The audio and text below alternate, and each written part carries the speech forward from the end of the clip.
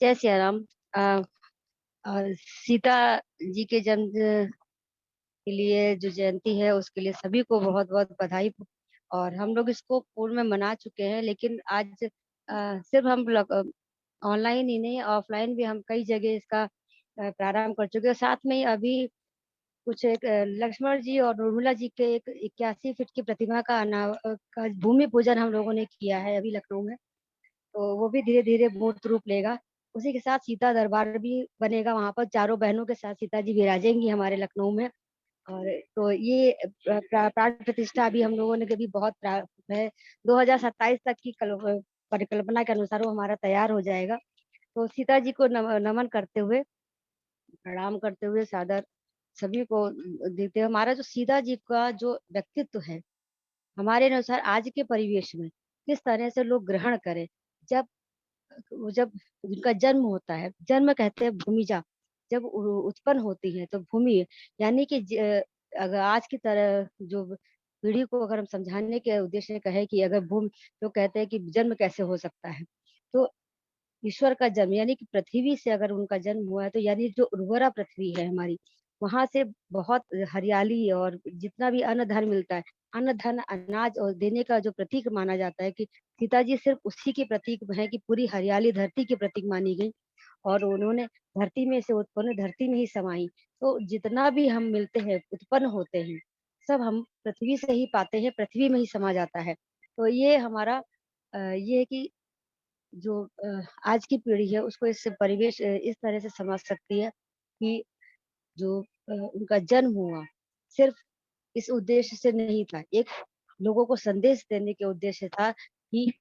जो कन्या है, कन्या रूपी जो भ्रूण है, वो कहीं भी उत्पन्न हो सकता है। और उसका एक परिवेश व्यापक विचार है। और मैं सीता जी को एक विचार के रूप में मानती हूँ कि जैसे जब वो उनका विवाह हुआ और उसके बाद में जब विवाह के समय उनको किया कि वो शिव जी का धनुष, यानी कि शक्ति का प्रतीक, कि शिव जी का जो धनुष कोई नहीं उठा सकता था, वहां पर उन्होंने जब वो सिर्फ सीता जी ही उसको उठा सकती थी, या राम, यानी शिव शिव शक्ति, शिव शक्ति एक दोनों मिल जाते हैं तब शक्ति का प्रतीक बनता है। लेकिन सीता जी ऐसी थी कि शिव उस शक्ति को उन्होंने खुद वर्ण कर रखा था, अकेले उसका धारण कर, यानी महिलाएं चाहे तो सीता जी के इस रूप से ये सीख सकती है कि सीता का जो रूप है सिर्फ हमारे लिए उनके पूजनीय नहीं, उसके साथ साथ उनकी शक्ति को भी धारण करना हमारा है, हम उस शक्ति को भी धारण करने की क्षमता रखते हैं। और उस शक्ति का विचार व्यापक धारण करने के साथ अपनी उस शक्ति को पहचानना भी हमारी जिम्मेदारी है। और इसके बाद में जब बहू बन करके अयोध्या में आती है और पूरे अयोध्या की प्रिय बन जाती है, सास सारी तीनों सास उनके, आज के समय में महिलाएं जो कहते हैं कि एक सास के साथ उनका निर्वाह नहीं होता, उन्होंने तीन सास के साथ में अपना निर्वाह किया। यानी वो तीनों ही सास की प्रिय थी। यानी कि हमें माताओं का किसी भी रूप में हमें माता मिले, उनका प्यार से वरण करना, अपने व्यवहार से, अपने कर्मों से उनके साथ में व्यवहार बना कर रखना, उनकी रक्षा करना, हमारा उनके स्वास्थ्य की रक्षा करना, उनको स्वास्थ्य को देखना, उनकी देखभाल करना। सिर्फ सांस नहीं है, सांस के साथ जो हमारी सांसें चलती हैं, कहते सांस पर सांस,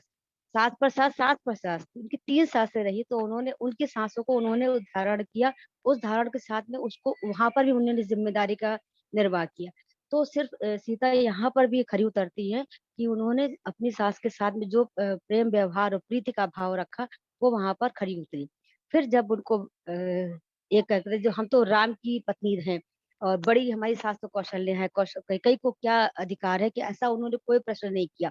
और राम ने जैसे ही उनके दिए हुए जो कहते हैं वरदान मांगे, और राम से अपने तुरंत बिना किसी प्रश्न के अपने पिता की आज्ञा से वन को जाने को चल दिए। सीता ने भी बिना किसी के भी आज्ञा के, यानी कि पति के साथ में जो है हमारा निर्वाह करने, जीवन जो हमारा जिनके साथ बन के, जिनके साथ में 7 फेरों का जन्म हमने बंधन बांधा, तो उस बंधन को निभाते हुए कि हम जब जाते हैं किसी पग पर जाएं, तो बिना किसी डर के, दृढ़ता के साथ में हम उस पग का वहन करें और उसके पग पर चलते रहें। यहाँ पर भी सीता जी ने एक उदाहरण प्रस्तुत किया है आने वाली महिलाओं के लिए, पीढ़ियों के लिए, कि हमें अपनी कर्मठता के साथ में, बिना किसी की, हम आज राशि वैभव में हैं और कल हमें वन में जाना है, तो ये भाव रखते हुए कि हम जो भी है जीवन नश्वर है और आज हमारे हाथ में चीज़ें हैं, कल नहीं। तो बिल्कुल निस्वार्थ भाव से कि हमको कुछ नहीं चाहिए, जो चाहिए अपने साथ में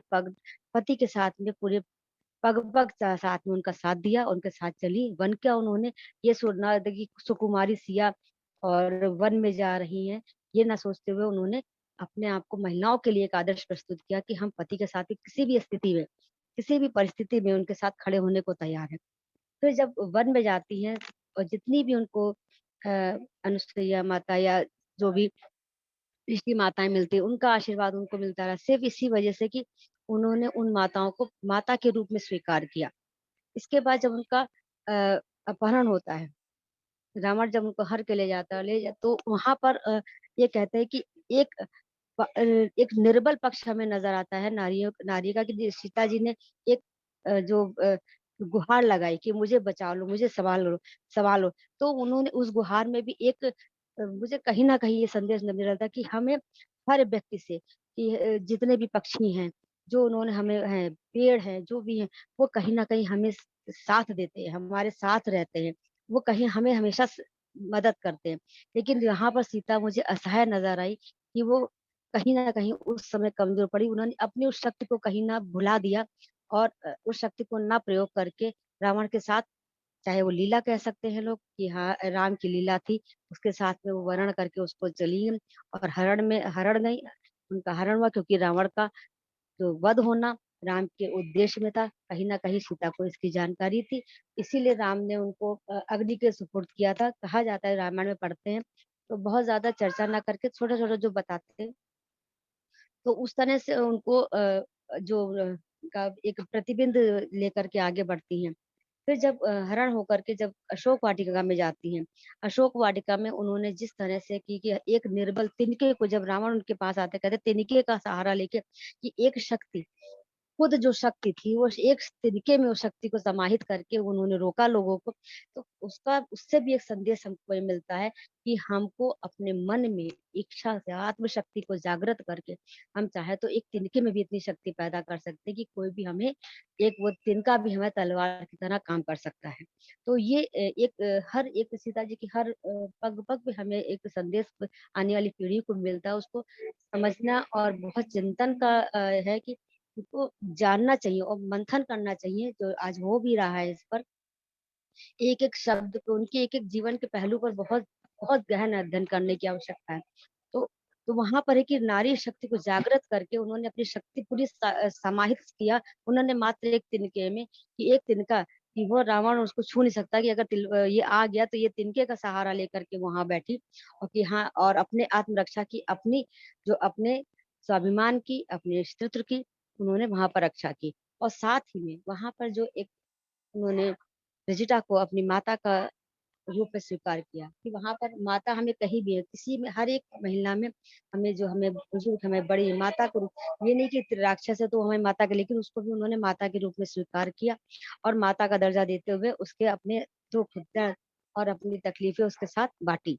तो ये है कि मातृ भाव हमारे हमेशा उनके रहा, तभी उनके साथ एक पुत्री भाव के साथ लोगों ने उनका मातृजा ने उनका ध्यान रखा। तो मातृभाव से जब हम किसी को स्वीकार कर लेते हैं, यानी हमें अपने बुजुर्गों की को हम जहाँ भी हमें बुजुर्ग मिले, सिर्फ वो हमारे पैदा की हुई माता ना हो या हमारी सास ना हो, जहाँ भी हमें जो बुजुर्ग हमारी उम्र से बड़े मिलते हैं, जो उस आयु की है, अगर मातृभाव से उनकी हम सेवा करते हैं, उनको ध्यान देते हैं, उनका वरण करते हैं, तो वो हमारा जो पुत्री भाव से हमारा इसी तरह से प्यार हमें मिलता है और हमें आगे बढ़ने की प्रेरणा मिलती है और कुछ ना कुछ सीख मिलती है। इसके बाद जब सीता जब वापस आकर के राजमहल की रानी बनती, तो ठीक वैसे ही जो वन में जाने वाली रानी थी वो वहाँ पर वनों को उन्होंने झेला, कष्टों को कंकड़ पत्थर सब झेलने के बाद में रावण का भी वहाँ पे राज गए और बीच में जब आता है कि अग्नि परीक्षा, तो वहाँ पर भी ये आता है कि हालाँकि कहते हैं कि राम ने जो अपनी वास्तविक सीता को पाने के लिए उन्होंने अग्नि का स्वांग रचा था। लेकिन उसमें भी एक संदेश यही है सीता जी की तरफ से कि प्रति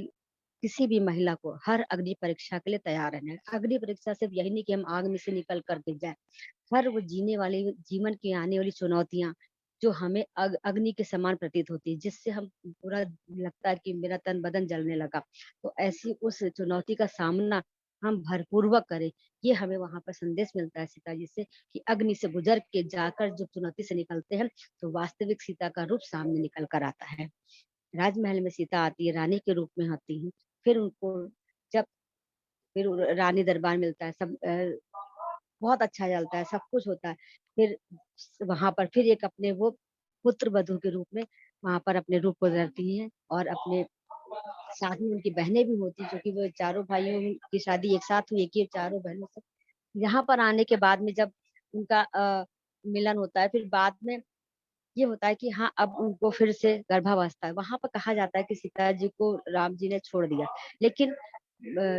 जहाँ तक मैंने पढ़ा है, मैंने देखा है, तो वहाँ पर ये सुना है कि सीता जी को की इच्छा थी कि हमको वन में जब जब राजमहल बहुत 14 साल वन में रहने के बाद में जब महल में आती हैं, तो उनके मन में विचार आता है, जब पुत्र के लिए गर्भावस्था का समय आता है, तो उनको मन में विचार आता है कि हम फिर से वन में जाएँ और उसी शांति, सुकून और पक्षियों के कलरव को सुने, और जो हमारे हिरण, मृग वगैरह हमारे आस-पास रहते हैं, उनको देखें, जिससे मेरे बच्चों और जितना जो हम वेद पुराण का हम लोग अध्ययन करते हैं, उसको हम फिर से पढ़ें, जिससे हम अपने वो उसके संस्कार हमारे पेट में आने वाले गर्भ शिशु को उसको मिले। तो ये भाव उनके मन में आए थे। तो इसी भाव से ये भाव उन्होंने अपनी इच्छा को राम जी को बताया। श्री राम से कहा कि हमें ये भाव है कि मेरा मन करता है मैं फिर से उसी वन में जाऊँ, और मेरे गर्भ शिशु को वही संस्कार मिले जो वन में मिलने चाहिए, वेद ऋचाओं की सुनने को मिले। तो इसी वजह से जो श्री राम ने उनको वाल्मीकि आश्रम की तरफ प्रस्थान करने को कहा। लोग कहते हैं उनका त्याग करिए, परित्याग कर दिया। बहुत सारी कथाएं मिलती हैं, लेकिन मुझे यही लगता है कि उसमें यहाँ पर यह कहा कि अपने पुत्र को, अपने शिशु को संस्कार देने के लिए महिलाओं को एक शांत वातावरण जैसा होना चाहिए, वो दे, वेद ऋचाएं पढ़ने को दे। एक तो इसलिए उन्होंने वहां पर वाल्मीकि आश्रम का रुख किया, वहां पर गई। तो ये जीवन का एक अलग अलग बहुत सारे पहलू सीता जी के जीवन के रहे, जो हर पग पग पर संदेश दिया। और यहाँ पर आकर के जब उन्होंने दिया, जब उनके पुत्र होते तो कहते हैं वाकई श्री राम से भी बड़े बलशाली लव कुश रहे। और जितना ज्ञान उनको राम जी के साथ साथ जो ज्ञान था, उसके साथ साथ जो सीता जी ने वहां पर वन में रह करके कष्ट करके गए थे, वहां पे कष्ट किया, तो वहां पे उन्होंने पूरे दिनचर्या को खुद अपने हाथ से, उन्होंने कहा अपने बच्चों को कहते माता जी जो कार्य करती है, माता जो भोजन करती है, माता जो अध्ययन करती है, वो शिशु के संस्कार में शामिल हो जाता। तो सारे संस्कार, वो मेहनत, वो लगन, वो प्यार, वो ऋचाएं, वो वेद, वो साथ साथ पढ़ते पढ़ते सीता जी के साथ साथ गर्भ शिशु के संस्कारों में शामिल होते गए। तो यहाँ पर ये हमें संदेश से देते हैं सीता जी कि अपने शिशु को संस्कार देने के लिए माता को भी अगर कष्ट उठाना भी पड़े, तो वो ग्राह्य है माता के लिए, क्योंकि माता जो वो 9 महीने जो कष्ट उठाएगी, वो शिशु के संस्कार जो मिलेंगे, वो पूरे शिशु का जीवन बना देते हैं। तो ऐसे संस्कार देने के लिए सीता जी वन की तरफ पुनः प्रस्थान किया उन्होंने। और इस तरह से सीता जी का जब कहते हैं कि जब दोबारा लव कुश गाथा गाते हुए राम के दरबार में आते हैं, तो कहते हैं कि उनको जब उनको पता लगता है, लेकिन वास्तविकता कुछ और थी, क्योंकि एक समय था कि हाँ, अब पृथ्वी पर उनके कार्य की पूर्ति हो चुकी है, उनको वापस प्रस्थान करना है। तो धीरे धीरे अपने अपने स्थान की तरह, अपने अपने लोक की तरफ कहते हैं विष्णु जी का है, लक्ष्मी जी का रूप थी सीता जी। तो प्रस्थान करने के लिए ये स्वांग वहां पर भी रचा गया, और सीता जी ने आकर के राम दरबार में आकर के वहां पर कहते हैं समाधि ली, भूमि में पुनः समा गई। भूमि सुभजी भूजा भूमि में ही समा गई। यहाँ तक सीता जी की कहानी की हमें अपने अहंकार को किनारे रखकर अपने प्यार, प्रेम और सम्मान के साथ में अपने शक्ति को सब पहचानते हुए अपनी आने वाली पीढ़ी को संस्कार और दे करके आगे बढ़ते रहना चाहिए। धन्यवाद। जय श्री राम।